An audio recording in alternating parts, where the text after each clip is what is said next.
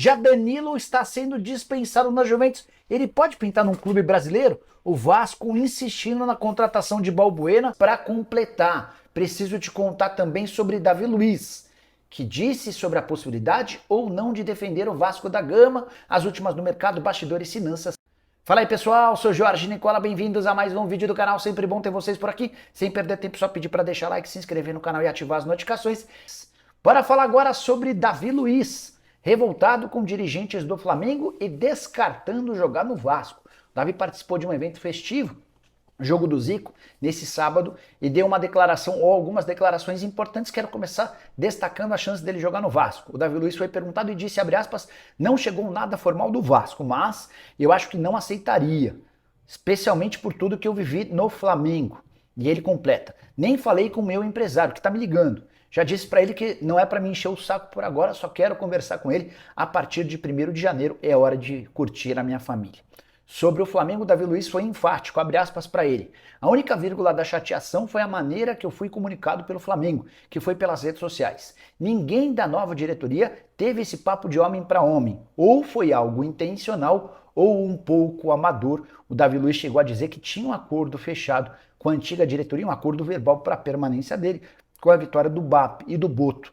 A vitória do BAP na eleição e a contratação do José Boto como diretor de futebol, essa nova diretoria o ignorou. A revolta é em especial com o José Boto, o novo comandante rubro-negro.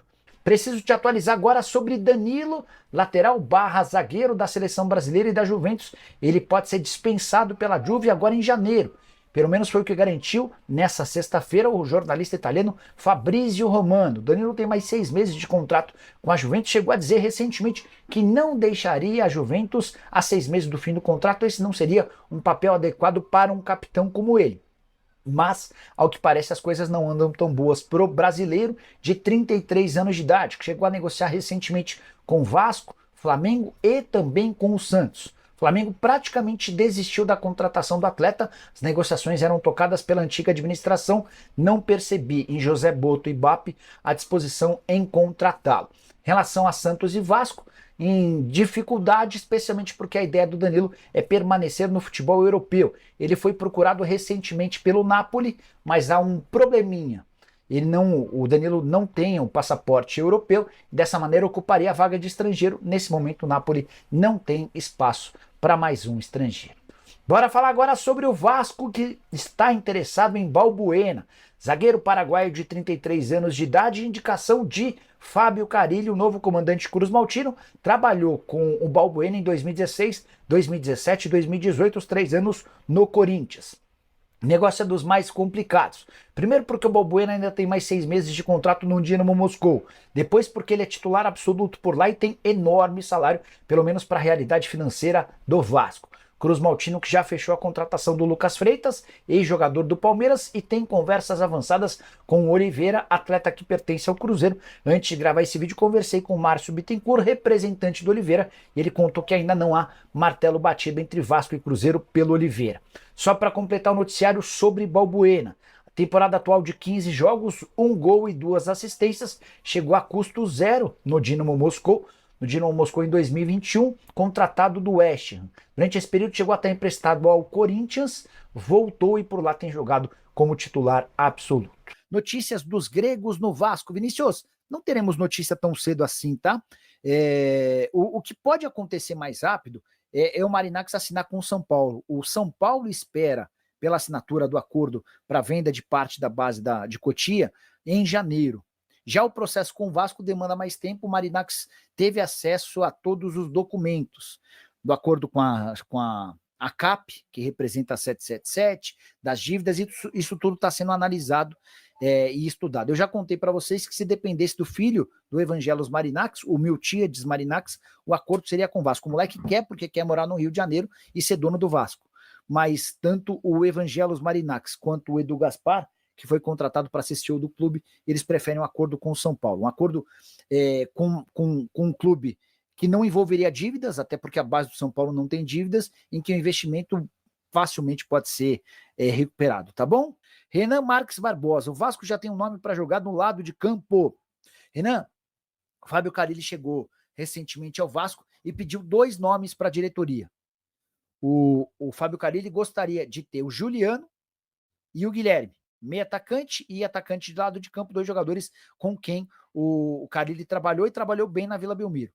Contratos e situações diferentes, né? O Juliano até tem a extensão de contrato renovado de forma automática, com acesso ao time, mas com acesso do time para a primeira divisão, mas o Juliano não quer ficar para o ano que vem.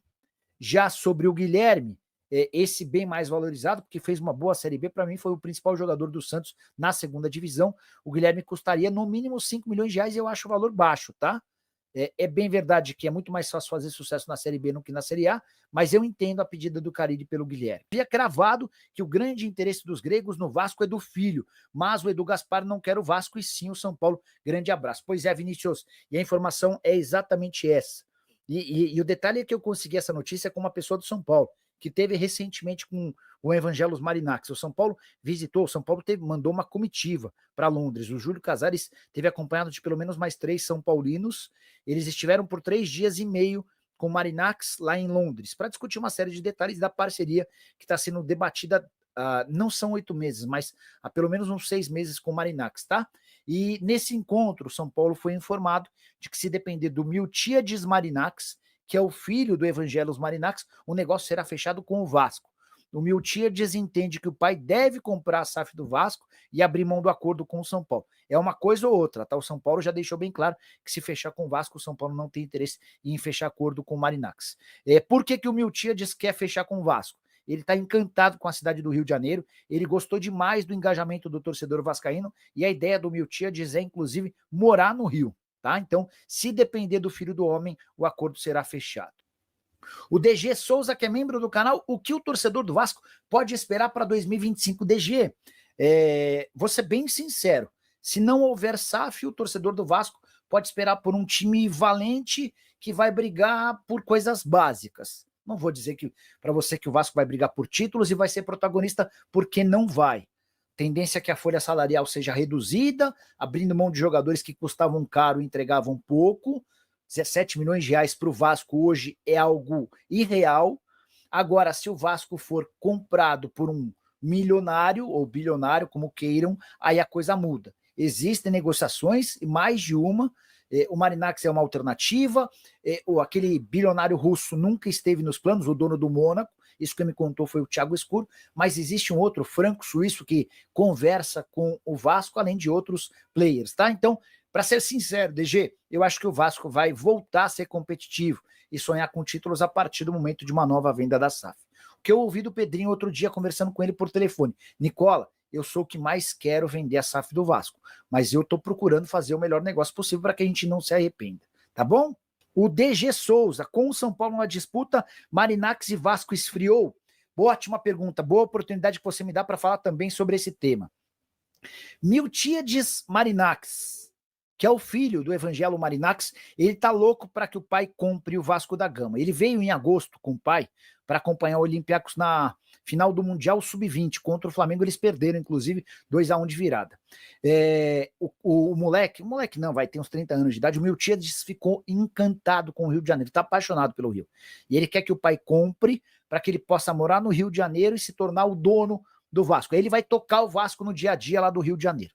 Só que o pai, o Evangelos Marinax, e o Edu Gaspar, que foi contratado pelo Evangelos para tocar todos os clubes dele, estão muito mais propensos a fechar com o São Paulo. Eu vou dizer mais, no São Paulo, o negócio já é dado como praticamente certo. O São Paulo vai criar uma empresa para gerir o futebol da base, o Marinax vai comprar parte dessas ações da empresa e vai investir 100 milhões de dólares nos próximos anos. Essa grana que vai ser aplicada para a contratação de atletas da base no Brasil e na América do Sul. O São Paulo, inclusive, vai se utilizar dos scouts do Nottingham Forest, um dos clubes do Marinax, para contratar os principais reforços que estiverem surgindo. Então, aparece um argentino lá no Colón, 16 anos de idade. São Paulo vai e compra esse moleque, com a expectativa de que ele vire profissional e seja vendido por um caminhão de dinheiro.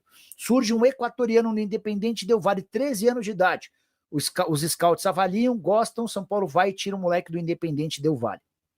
É dessa maneira que o São Paulo pretende, o São Paulo e o Marinax pretendem transformar o CT de Cotia numa grande mina de ouro, tá? o Vasco não jogou a toalha, o Vasco ainda acredita na possibilidade de o Marinacci se tornar o dono da SAF do clube, mas ainda está naquela fase de diligências em que o Marinacci está entendendo e analisando todos os documentos que estão à disposição dele por lá. E o Vasco acerta sua quarta contratação para a temporada de 2025. Trata-se do zagueiro Lucas Oliveira, que pertence ao Cruzeiro. O jogador assinará com o Vasco um contrato até dezembro de 2026, chega sem custos ao Clube Cruz Maltino e o Cruzeiro ainda vai manter 30% dos direitos econômicos do jogador.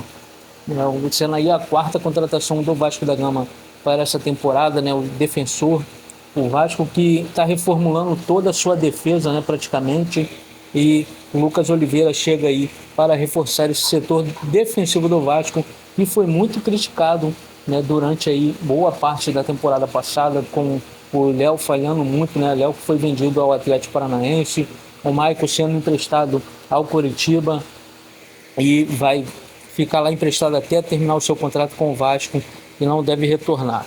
Então é isso aí, esperando que o jogador seja muito bem no Vasco da Gama, desempenhe um bom futebol e nos traga muita alegria.